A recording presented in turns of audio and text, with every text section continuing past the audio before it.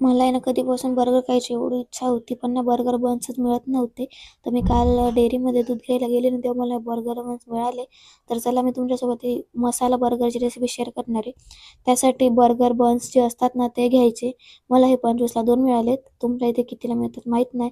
ते घेतले ना मी, त्याच्यानंतर मधून त्याला कट करायचे बर्गर्सला.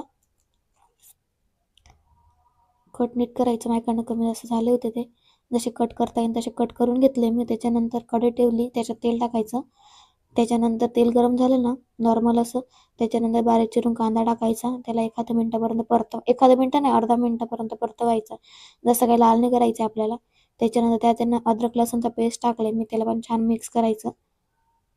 त्याच्यानंतर त्यात लगेच ना आपण शिमला मिरची टाकायची बारीक चिरून. हे सगळं ना खूप जास्त बारीक चिरायचं. शिमला मिरचीला पण एखाद्या मिनिटापर्यंत छान असं मऊ शिरू द्यायचं.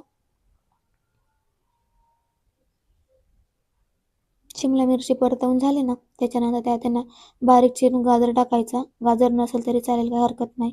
सगळंच असावं असं काही नसतंय. त्याच्यानंतर बारीक चिरून टमाटर टाकलाय मी. त्याला आता छान एखाद्या मिनिटापर्यंत परतवून घेईल सगळ्या गोष्टींना. सगळं ना नरम झालं ना तोवर परतवायचं. त्याच्यानंतर त्यात मीठ टाकलंय, चटणी टाकली आहे, जिरा पावडर टाकून ना मिक्स केलंय मी. ते मिक्स करून झाल्यानंतर टमॅटो सॉस, शेजवान चटणी आणि पावभाजी मसाला टाकून मिक्स केलंय. सगळं मिक्स करून झाले ना मसाला, त्याच्यानंतर मी ना पनीरला खूप मस्त बारीक चिरून घेतलं होतं. जितकं आपल्याला आवडतं त्याप्रमाणे टाकायचं. त्याला पण मिक्स करायचं. त्याच्यानंतर त्यात कोथिंबीर टाकली बारीक चिरून व मोझरेला चीज टाकलाय आणि गॅस बंद केलाय. त्याच्यानंतर ते स्टफिंग ही रेडी आहे, ती गारू द्यायची. त्याच्यानंतर स्टफिंग आहे ना बर्गरमध्ये भरायची.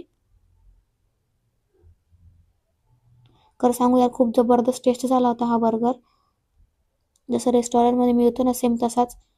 स्टफिंग भरून झाली ना, त्याच्यानंतर जी चीजची स्लाइस असते ना पूर्णच्या पूर्ण काढायची आणि ती ठेवायची. माझी चीजची स्लाइस अशा तुकड्यांमध्ये निघत होती. मी कसं तरी काढून त्याला ठेवलंय. तुम्ही डायरेक्ट पूर्ण चीजची स्लाइस ठेवायची.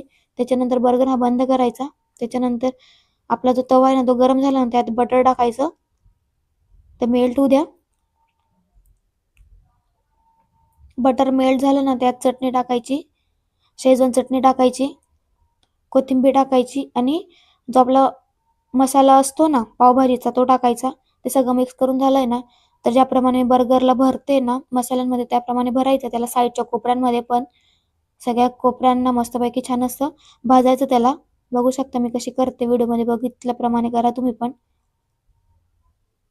आणि त्याला छान असं फ्राय करायचं मसाल्यांमध्ये एखाद्या मिनिटापर्यंत. छान असं मसालेदार होतो तो.